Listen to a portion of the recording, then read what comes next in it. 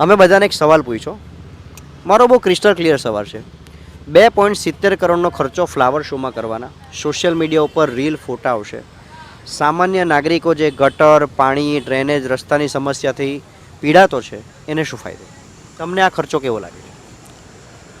આ ખર્ચો જે છે તે બેબુનિયાદ, ફિઝુલ અને અમર્યાદિત સત્તા જે કમિશનરશ્રીને મળી છે ને એનો દુરુપયોગથી વિશેષ કશું નથી. શા માટે આજે આપણી નવસારી મહાનગરપાલિકાની વસ્તી 5 લાખથી આસપાસ વધારે નથી, તો એમાં આ 2,64,64,000 એક્ઝેક્ટ આંકડો આપું તમને, એ ખર્ચો કરવા માટે સીધું મને તો સ્થાપિત હિત દેખાય છે.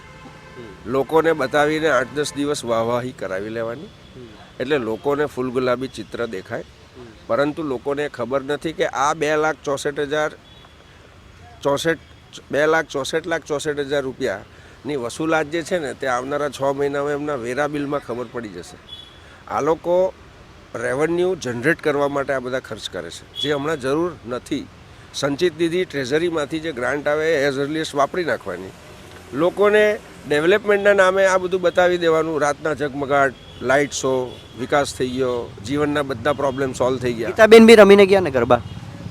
સારું થયું એની સાથે કમિશનરની રહીમાં, સમજો.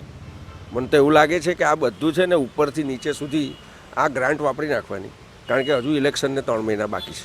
એપ્રિલમાં કદાચ ઇલેક્શન આવે. કોઈ ચૂંટાયેલી બોડી નથી, એક જ અવાજ છે વાસ્તવિક, અને વાસ્તવમાં બી એક જ વાસ્તવિક અવાજ છે, અને અમારા જેવા લોકોને સમજાવવાના પ્રયાસ કરે છે.